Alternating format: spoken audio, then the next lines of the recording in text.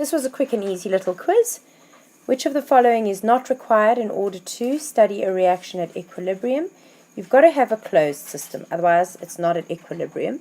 The reactions and products have to be in the same phase. That is definitely not necessary. They can be at different phases. If it's at equilibrium, there has to be a reversible reaction. And bonds must be breaking and making continually. In other words, at a microscopic level, the forward and the reverse reaction must be taking place. So B is your correct answer. When is a reaction at equilibrium? When the forward and the reverse reaction are proceeding at the same rate. Which of the following is a closed system? Well, a fire is clearly not, unless we tell you it's inside some sort of a furnace. Same with an explosion. A reaction where all the reactants and products are gases. Well, the gases could float off anywhere. The reaction where all the reactants and products are liquids and solid in an open beaker.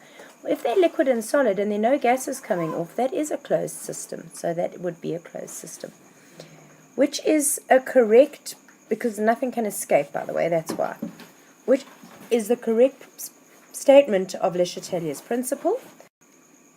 And there's all sorts of confusing things, but basically you need to say when an external stress is applied to a system in chemical equilibrium, so the system has to be at chemical equilibrium, and only then will it change in such a way so as to counteract the stress that is applied.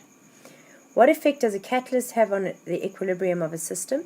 There's this one thing over here where it says a catalyst does not influence the rate of either of the reactions. It influences the rate of both the reactions and makes them go forward and reverse, but it does not, and so it affects the forward and the reverse reactions equally, but it doesn't actually change the equilibrium position.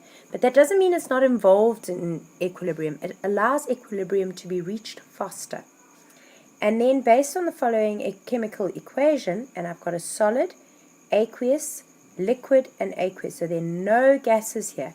And that means that pressure will have no effect on this particular equilibrium. A catalyst also does not change the equilibrium position. And the state of division is not one of the factors that influences equilibrium either. So the only thing that will have any effect on that particular reaction is going to be the temperature.